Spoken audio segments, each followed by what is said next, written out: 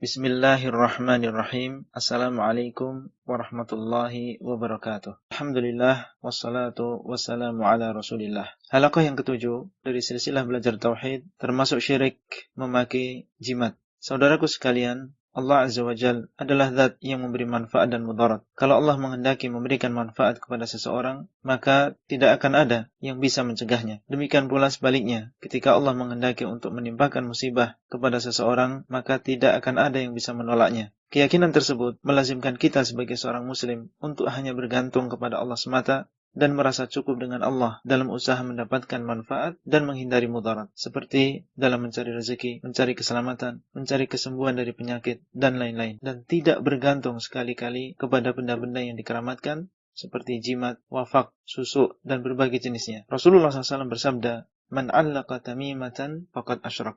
Barang siapa yang menggantungkan tamimah, yaitu jimat dan yang semisalnya, maka sungguh dia telah berbuat syirik. Hadis ini diriwayatkan oleh Imam Ahmad dan disahihkan oleh Syekh Al-Albani rahimahullah.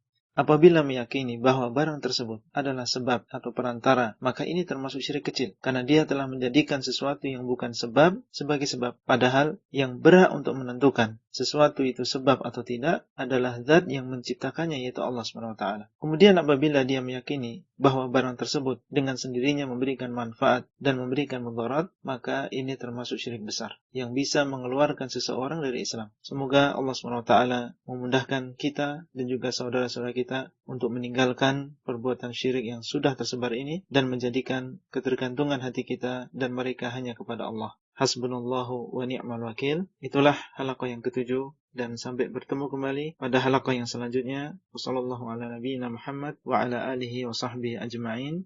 Saudaramu Abdullah Rai. Materi audio ini disampaikan di dalam grup WA halaqah silsilah ilmiah HSI Abdullah Rai.